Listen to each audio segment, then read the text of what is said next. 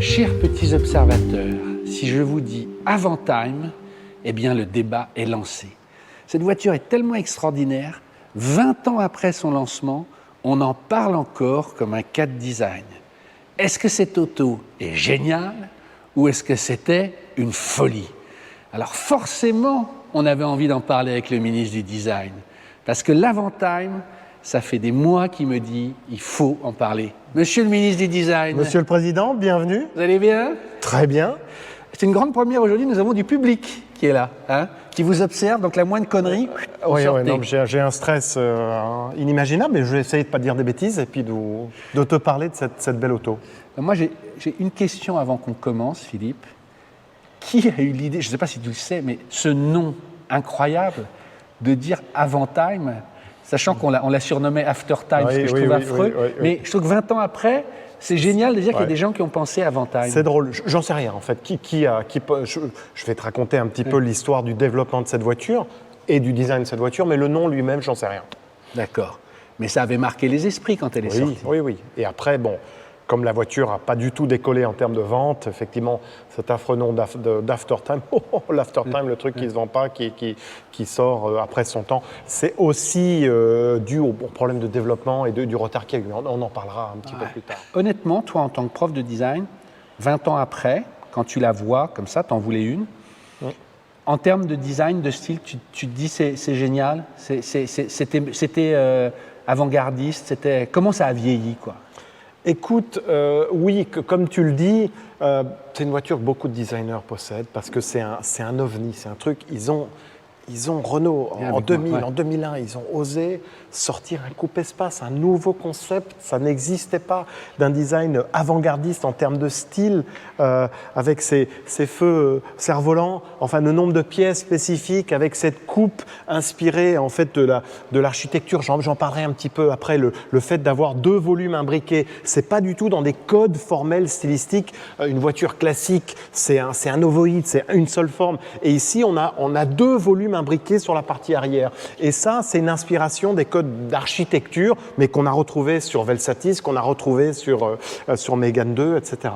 Mais est-ce que je me trompe en disant que finalement la Velsatis et la Mégane 2 ont été oubliées, alors que l'Avantime est toujours dans le cœur des designers? Et oui, pourquoi?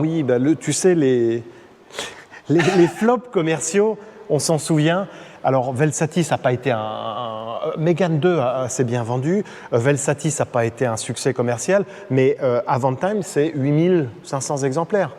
Ils avaient des objectifs modestes de 15 000 unités par an. Donc 8 000, il faut savoir qu'une société comme Ferrari ou comme Aston Martin fabrique entre 5 et 10 000 voitures par an. Donc 8 000, dont pratiquement la moitié à l'exportation en Europe, c'est un nombre ridiculement faible. Donc évidemment, ce qui est rare est désirable aujourd'hui. Alors, raconte pour ceux qui ne sauraient pas, je crois que Renault dit on va reprendre la production de l'espace chez nous dans nos usines et ils disent à Matra, pour que vous puissiez continuer à vivre, inventez-nous quelque chose. C'est un peu ça l'idée, non? Exactement. En fait, Espace, la première du nom, début des années 80, c'était expérimental. On ne savait pas, c'était un nouveau type de voiture. Ça s'est pas mal vendu, puis bien vendu. Puis Espace 2 a continué à progresser. Renault avait confié à Matra la fabrication de voitures en fibre, en composite, dans la mesure où c'était des petites séries.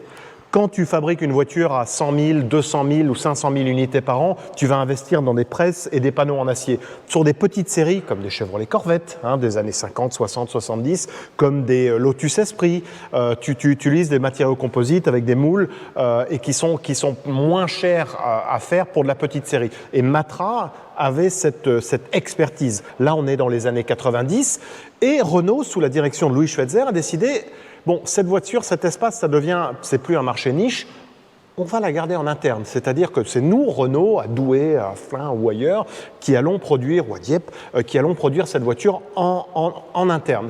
Et donc, ils ont dû annoncer la douloureuse à Matra. Écoutez, cher Matra, là, notre espace 4, qui était prévue, elle se fera plus du tout chez vous dans la mesure où on a des objectifs de vente qui sont suffisamment élevés pour faire une voiture tout en acier. Et donc les gens de Matra, c'est eux qui ont dit écoutez, et volontairement je suis caricatural, écoutez, on peut vous proposer ça, et puis on a aussi Et ils ont proposé l'idée du coupe-espace. Mais qui a l'idée de ça? Parce qu'il faut quand même avoir... C'est Guédon? Pour moi, c'est Guédon. Effectivement, le patron de Matra à l'époque disait, voilà, on perd pour l'usine de Romorantin en Loir-et-Cher un énorme business. Et nous, Matra, on est des gens créatifs, on a des idées. Et donc c'est l'idée de Matra à la base. Parce que moi, j'avais lu, il disait en gros, les parents ont vieilli, ils n'ont plus d'enfants, mais ils veulent garder la luminosité et toute l'histoire qui va avec. C'est toute l'idée qui a séduit, et c'est Patrick Lequément lui-même qui m'a raconté la vraie histoire. Ce que l'histoire dit rarement, c'est que Louis Schweitzer, PDG de Renault, avait dit à Matra, OK, on veut bien, top pour ça nous intéresse, c'est une idée du coupe-espace, effectivement des anciens propriétaires d'espace qui ont adoré ça, qui partent à la retraite, qui n'ont pas besoin des 4 portes et qui aiment la position haute, qui aiment la luminosité, qui aiment le concept de l'espace. On va leur proposer un coupe-espace. Et Louis Schweitzer, visionnaire, avait dit « Matra, il vous faut d'autres partenaires. Ça suffira pas. Même si ça se vend bien, ça remplacera jamais en termes de production l'espace. Parce que c'est un coupé. Parce que c'est une voiture qui est marketée, entre guillemets, plus chère. Elle est sortie avec un moteur V6. Et de toute façon, ça intéressait un marché niche. Et donc Louis Schweitzer avait expliqué à Matra, on est désolé, on accepte, ça nous intéresse le développement de cette voiture, mais à vous de trouver d'autres partenaires. Donc ils ne l'ont pas écouté parce qu'ils n'ont fait que ça. Ouais. Ils n'ont pas trouvé. Ils n'ont pas trouvé d'autres partenaires. Alors attends, on va continuer à raconter l'histoire, mais je trouve que c'est intéressant à ce stade. Tu as dit un mot coupe-espace. Je pense que tout le monde n'est pas familier du terme. Le coup de génie, c'était de dire on fait des très grandes portières et avec des vitres qui peuvent complètement descendre. Et en fait, il y avait un élément technique vachement important du style et qui leur a posé problème. Oui. Alors, effectivement, si on revient, si on réfléchit, OK, qu'est-ce qu'une voiture de luxe? Voiture luxueuse. Luxe, latin, la lumière. Et donc, l'idée était d'avoir une voiture super lumineuse, donc avoir un maximum. Et là, on revient avec l'architecture. Les architectes adorent voir à l'extérieur, adorent avoir des baies vitrées. Et donc, l'idée était d'avoir, bien sûr, un toit en verre, le plus grand du monde à l'époque, le pare-brise panoramique. Le pare-brise panoramique qui est caractéristique des monospaces, et l'absence de pilier B. Le montant B, c'est tout simplement, comme il y a sur un certain nombre de coupés, Mercedes CE ou autres, le pilier qui est là. Qui sont des enfers à jointer, en fait. Qui sont des enfers à jointer et qui, si on s'en sépare, posent des problèmes de rigidité. C'est une voiture assez lourde, assez haute, et elle se devait d'être performante en termes de qualité dynamique. D'ailleurs, il me semble qu'il y a un certain nombre d'années, Top Gear avait essayé la voiture et s'est dit elle est extraordinaire en termes de tenue de route. Ça a l'air d'être un monospace familial. Non, c'est une voiture qui est extrêmement dynamique à conduire. Alors monte le bouton, ça s'appelle Grand Air ou Grand Space? C'est le bouton Grand Air, et rien que le nom a un truc génial. Alors bon, je vais allumer le... Et donc en fait... C'est un seul bouton? C'est un seul bouton qui va tout ouvrir. Et c'est là que ça tombe en panne. Mais non, c'est très fiable. D'accord. Et là, ils aimaient... C'est génial, hein, franchement, quand tu regardes le truc. Et ils aimaient répéter, mais c'est vrai, on a presque le sentiment d'être dans un cabriolet, quoi. Ouais, tout à fait. Alors, qu'est-ce qui est... Alors, on reviendra aux portes après. Ouais. Le fait de ne pas avoir de montant, effectivement, ça permet... Moi, souvent, en voiture, dans les voitures modernes, selon la position du siège, je suis gêné par le montant en B, qui sur une voiture moderne fait 20 cm d'épaisseur pour les crash tests ou autres, et c'est parfois gênant. Donc, le fait d'avoir... il faut vraiment la conduire pour l'apprécier. Alors... Ouais, elles sont un petit peu dures, les je vais me mettre derrière, continuer à parler, mais pour que les gens voient ce qu'on voit, quoi. Et donc, entre le pare-brise panoramique spécifique au monospace, le toit qui est énorme en termes de largeur, en termes de hauteur, et le fait de ne pas avoir de montant, et un seul bouton pour tout ouvrir, c'est génial. Effectivement, on est pratiquement dans un cabriolet. Deuxième innovation, le fait d'avoir de l'aluminium brut. C'est pas peint. Ça, c'est de l'alu, ça? Ouais, c'est de l'alu brut, pas la partie arrière. Et donc, on voit des Avantime qui sont restés un peu dehors. La mienne, un tout petit peu, il y a un peu de corrosion sur l'aluminium, mais très peu. Mais celles qui sont restées pourrir dehors, toutes les arches sont complètement déglinguées. Donc, elle utilise une plateforme d'espace 3, parce qu'il était impensable pour une voiture de relativement petite série de développer une nouvelle plateforme. Donc, elle était obligée de partager. Donc, la plateforme, c'est les trains roulants, pas le moteur. Le moteur, le V6, n'a jamais été installé sur l'espace 3. Donc c'était bricoler, et je mets des guillemets, donc prendre une plateforme d'espace 3, mettre un moteur V6, développer, donc se séparer de ce montant B. Le problème de pas de montant, où est-ce que tu mets ta ceinture de sécurité? Bah dans le siège. Donc il y a eu un développement comme chez Mercedes. Oui. Donc ça, c'était déjà en termes, et tu connais mon attachement à l'architecture, on peut parler de style, de design, de traits stylistiques, mais déjà l'architecture, waouh! Pour un constructeur généraliste, de dire on va faire un marché niche qui existe nulle part ailleurs. Le concept, dès le départ, était comme ça, c'est-à-dire qu'ils sont venus en disant il y aura de l'alu, il n'y aura pas de montant, enfin, ça s'est fait facilement. Et deuxième question, qui l'a dessiné? Alors, c'est Thierry Métrose, qui était jeune designer à l'époque, qui est aujourd'hui le chef designer de DS Automobile. Et alors, c'est également Patrick Lequément qui m'avait expliqué ça, il y a eu un projet. C'est un seul, tu veux dire? Un seul. Ce qui est très rare. C'est très rare. D'habitude, il y a la proposition A, B, C. Soit il y a un compromis entre la proposition A, B. Soit c'est OK, le vainqueur, bah, c'est le designer, Monsieur Smith, le design de Monsieur Smith a gagné. Et donc, ça va être lui le chef de projet. Là, c'était un truc un peu, ils n'ont pas mis toutes les équipes. Et Thierry Métrose, c'était un dessin, une proposition. C'est bon, ça va en production. Et c'est exceptionnel. Une des idées aussi était la surprise. Quand tu vois l'avant, tu ne peux pas imaginer la tronche de l'arrière. C'est un peu cette surprise. Tu vois effectivement ce monospace très TGV, si tu veux, très fuselé.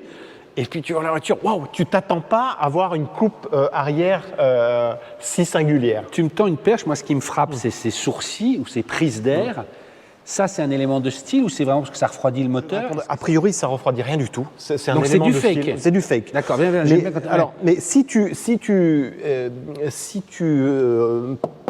détaches ça, non, si tu rends cette pièce transparente, si tu fais un bloc optique comme ça, tu as une espace 4. Ouais, c'est vrai. Ouais. Non, mais vraiment, ça vaudrait le coup même de le faire en blanc. Tu reconnais en fait les codes stylistiques de l'espace 4, c'est assez drôle. C'est pas une mais moi, je trouve ça super. C'est pas une pièce compliquée en production, ça.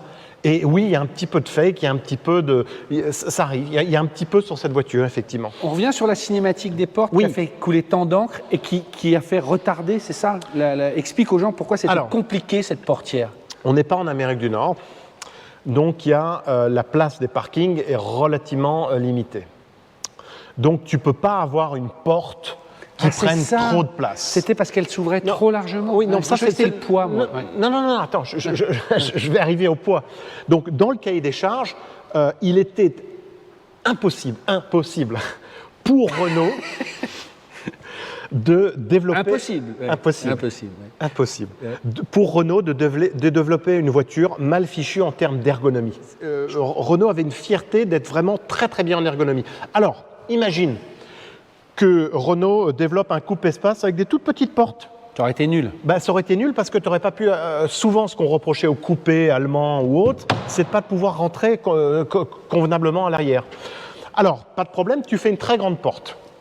Mais le problème d'une grande porte... Elle arriverait là, quoi. Ça prend trop de place. Et dans les parkings, l'idéal en ville, c'est une porte coulissante. C'est clair. En termes en termes pratiques. Donc l'idée directement issue de Concept Car, c'est d'avoir en fait une double charnière. On voit très bien une double cinématique. Donc c'est-à-dire que la porte, elle sort. Donc en fait, on a l'impression de ne pas avoir beaucoup de place, mais en réalité, elle est décalée de 20 cm. Donc là, pour rentrer tes jambes, tu n'as aucun problème. Imagine si elle avait qu'une charnière classique là, même avec cet angle, tu ne pourrais pas. Et là, ça permet très largement de s'installer, surtout avec le grand air ouvert. Alors le problème, sur un concept car, il n'y a aucun problème. Mais la production, c'est très différent. Donc effectivement, il y a eu des retards. Tout est millimétré dans l'automobile. Tout est millimétré, chaque composant. Alors tu peux imaginer, le retard, c'était pas 3 jours, c'était des semaines, voire des mois. Mais pourquoi? Parce que ça a été très compliqué, c'était lourd. C'était très compliqué, personne ne l'avait fait. Donc le fait d'avoir une si grande porte et avoir en fait un tel angle a posé des problèmes d'ajustement, de lourdeur de porte, il n'y avait pas de composants. Que sur une voiture classique, les charnières, tout est pratiquement...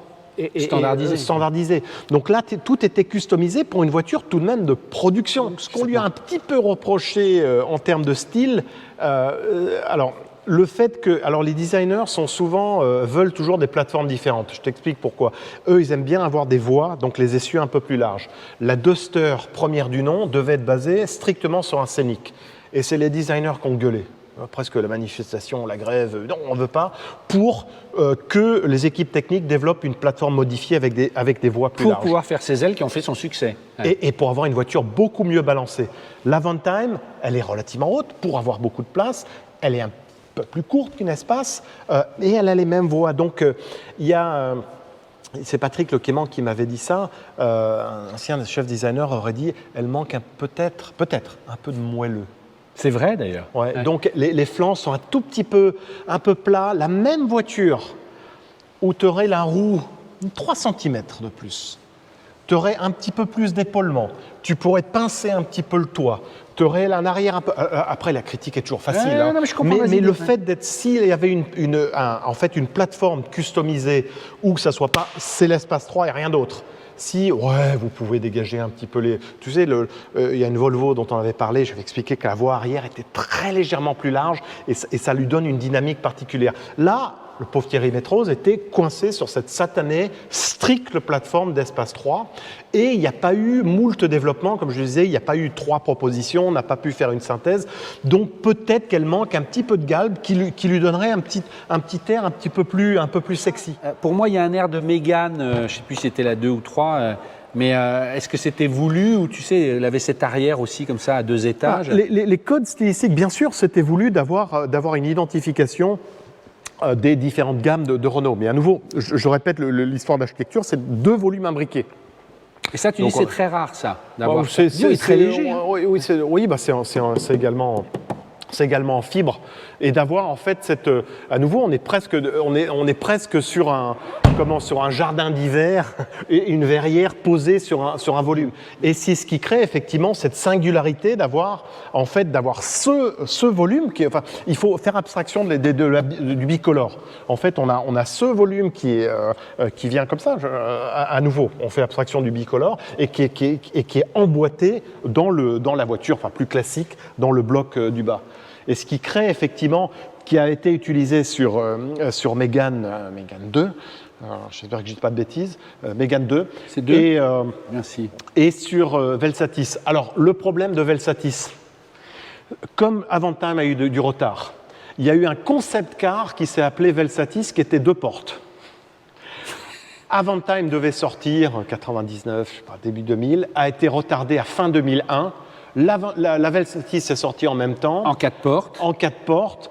Renault a commencé, comme les jeunes diraient, à gagner un peu la confiance en termes de qualité, en termes de vente, leur succès en Formule 1, etc., etc. Et la nouvelle campagne publicitaire c'était plus à vous d'inventer la vie qui va avec, le Twingo début des années 90, les créateurs d'automobiles. Hyper prétentieux. Et ils ont été, ça leur a fait très mal, les créateurs d'automobiles. La voiture Avantime était loin d'être parfaite en termes de finition, en termes d'ajustement de porte. On reprochait quand on claque la porte que toute la voiture tremble. C'est partiellement vrai. Philippe, ce que tu es en train de me dire là, c'est que ça s'est joué à pas grand-chose. C'est-à-dire que le délai, l'erreur de com, la confusion avec la Velsatis, c'est même pas tant le produit. Moi, je me souviens, c'était brouillé dans l'esprit des journalistes. Absolument, mais toujours aujourd'hui. Ouais, c'est ça qui est dingue, en fait. Alors, ce qui est rigolo aujourd'hui, c'est que des jeunes, des étudiants de 18-20 ans, ils adorent et ils en voient rarement. Donc, quand ils en voient, ouais, c'est la première que je vois, c'est trop cool, ils sont tout excités. Donc, oui, confusion dans la tête des gens. Après, je suis pas dans le marketing, mais le marketing a joué aussi. La voiture était un peu trop chère. Elle était exclusivement proposée avec un V6 essence, au début, boîte mécanique. Truc un peu, on commençait à avoir envie de boîte automatique, surtout pour des moteurs performants. Donc, elle était ciblée assez haut de gamme. Et donc, forcément, c'est un petit peu plus dur de faire du volume, surtout si la qualité n'est pas au niveau des Allemands. Et donc, c'est après ils l'ont nivelé vers le bas. Ils ont sorti un 2 litres, très bon moteur, un 2 litres turbo essence et un bon moteur également diesel en 2 litres 2. Elle a été nivelée vers le bas.